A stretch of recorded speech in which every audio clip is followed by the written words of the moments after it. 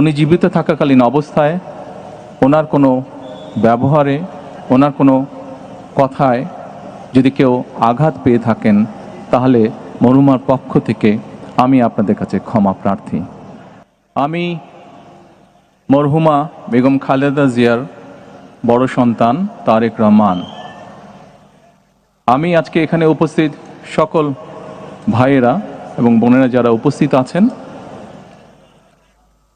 মরহুমা বেগম খালেদা জিয়া জীবিত থাকাকালীন অবস্থায় যদি আপনাদের কারো কাছ থেকে কোনো ঋণ নিয়ে থাকেন, দয়া করে আমার সাথে যোগাযোগ করবেন, আমি সেটি পরিশোধের ব্যবস্থা করব ইনশাআল্লাহ।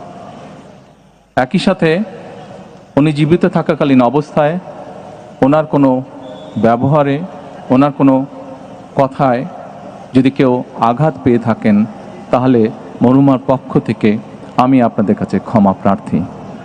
দোয়া করবেন আল্লাহ তাআলা যাতে ওনাকে বেহেশত দান করেন। আসসালামু আলাইকুম।